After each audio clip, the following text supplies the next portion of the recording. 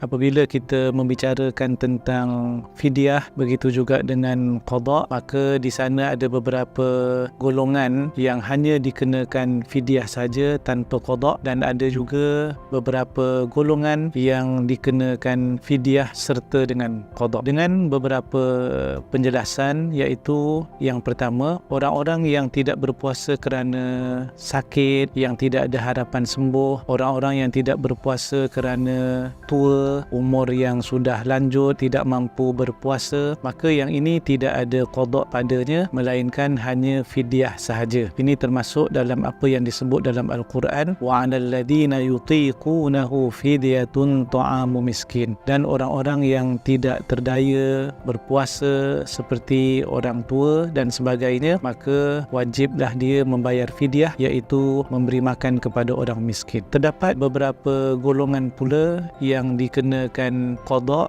beserta dengan fidyah. Sebagai contoh adalah orang-orang yang bermusafir, orang-orang yang sakit sementara kemudian sembuh ketika bulan Ramadan, tidak berpuasa lalu mengambil rukhsah dengan berbuka puasa, kemudian pada selepas daripada Ramadan dikehendaki untuk qada bagi setiap hari yang dia berbuka tadi. Namun demikian, apabila dia melewatkan qada itu sehingga bertemu dengan Ramadan yang berikutnya, maka pada waktu ini qada masih lagi tetap wajib untuk dilakukan, pada masa yang sama dikenakan fidyah. Adapun berganda ataupun tidak fidyahnya, yang ini bergantung kepada pandangan mazhab Syafi'i yang mengatakan ia berganda, qadanya tetap berdasarkan hari yang dia tidak berpuasa itu. Cuma ketetapan hukum syarak yang telah dibuat di negeri Selangor bahawa mereka boleh memilih sama ada menggandakan fidyah ataupun memilih untuk tidak menggandakan fidyah, dengan maksud kalau sekiranya sudah 5 tahun tidak diqada kerana sengaja, kerana cuai, kerana malas, maka contohnya adalah 4